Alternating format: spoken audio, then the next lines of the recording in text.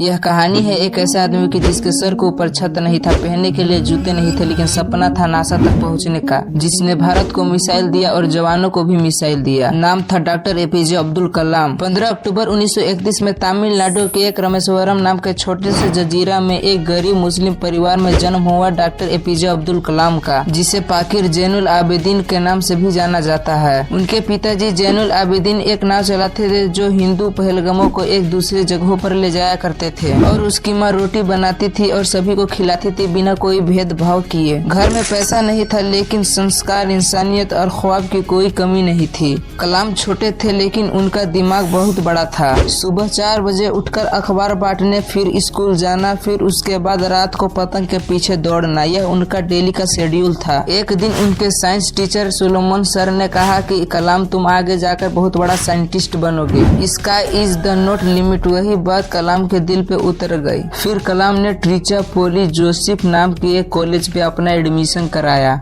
वहाँ से उन्होंने बीएससी किया, लेकिन उनका असली ड्रीम था हवा में उड़ना। इसलिए उन्होंने अपना एडमिशन कराया मद्रास इंस्टीट्यूट ऑफ टेक्नोलॉजी में MIT, जहाँ पर जाने का उनका जिंदगी भर का मेहनत लगा हुआ था दांव पर। लेकिन पैसों की तंगी थी, प्रोजेक्ट टाइम पर पूरा न करने पर उन्हें निकालने की धमकी भी मिलती थी। तब उसकी अपने बहन ने अपने गहने बेचकर कॉलेज की फीस भरने के लिए उसे पैसे दिए। कॉलेज के बाद कलाम को पहली बार जॉब मिली DRDO में। DRDO का फुल फॉर्म होता है defence research and diplomatic organisation. लेकिन वहाँ पे उनका मन लगा नहीं। उनका सपना था रॉकेट बनाना और इसरो तक पहुँचना। 1969 में कलाम इसरो में शामिल हुए। वहाँ पे उनका मिशन था भारत का पहला सैटेलाइट लॉन्च व्हीकल बनाना, और उन्होंने वहाँ पे SLV-3 बनाया, जिसके थ्रू 1980 में रोहिणी सैटेलाइट लॉन्च हुआ।